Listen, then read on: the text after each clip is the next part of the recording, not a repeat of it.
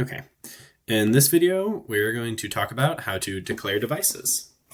So to start, even though in the template it says to declare your devices in your main file, to keep your main file a lot neater, what I would recommend doing is making a new file, calling it something like robotconfig cpp. You want to make a .cpp file in your source folder, which is titled src, and then you want to use the exact same name but put a .h as your file extension and put that in your include folder.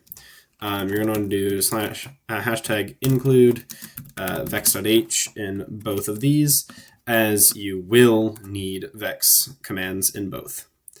Then in your .cpp file, you're going to have to do hashtag include and then the name of your header file.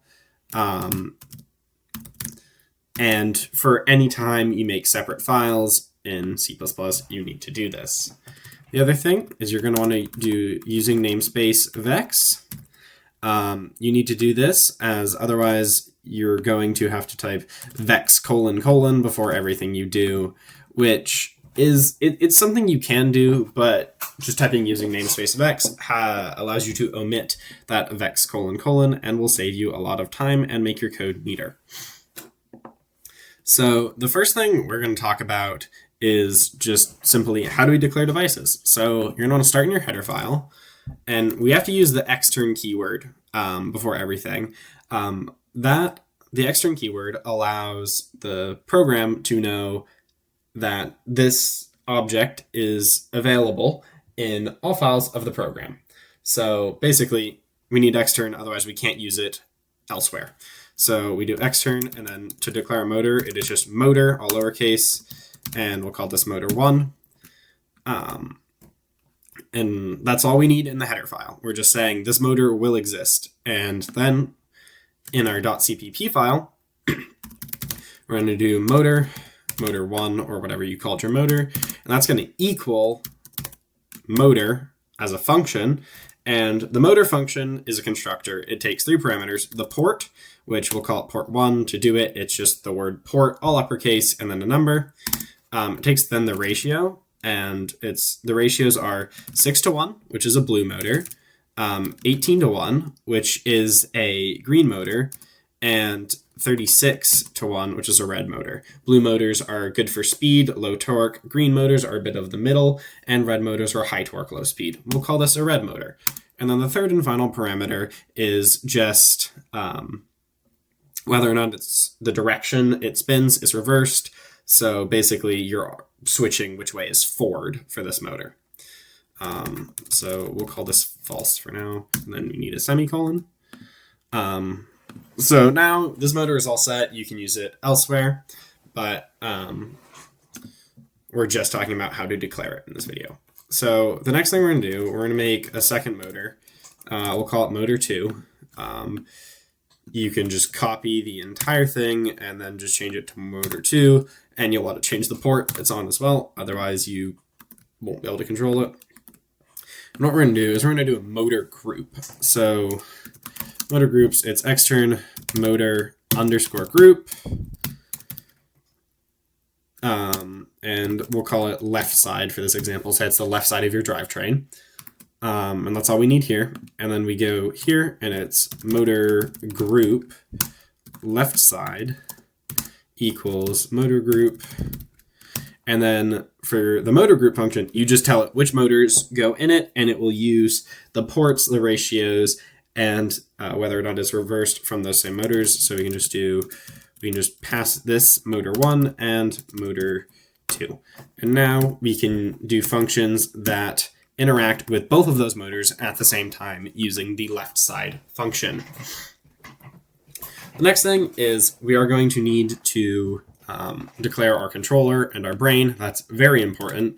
So extern controller, just call it controller1. And then in our .cpp, we can do controller1 equals controller. The controller one takes no parameters. And the other thing you're going to need to do is extern brain1.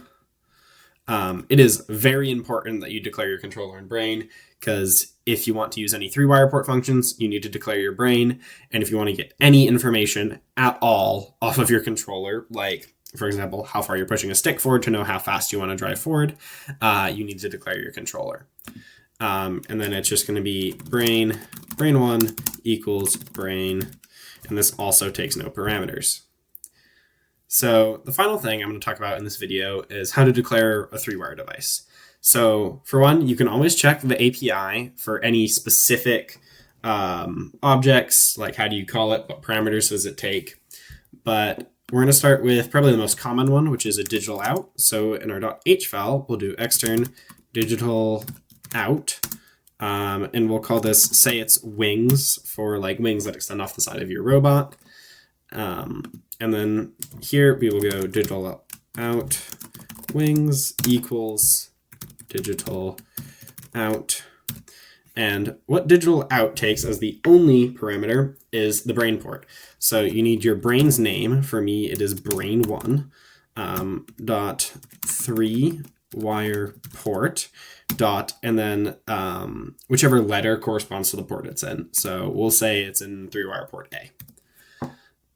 And so now this is a digital out, and we can perform functions on it. So these are just some of the basic ones that we use, but obviously check the API for any more help you need on specific ones, whether it's an inertial sensor or a gyroscope or something along those lines. Just anything else, check the API, and it will have you down. But here is the general format on how you should do it, and here is a few examples of ones you should do. And as you can see, I'll show you. So this will build. So as you can see, there will be no errors unless I have a typo, but nope. As you can see, it is finished. There's no errors, and since it finished, since it has finished, we know we have declared all of our devices properly. So later we will get into how to control these devices and things to do. But that is all for today. Thank you.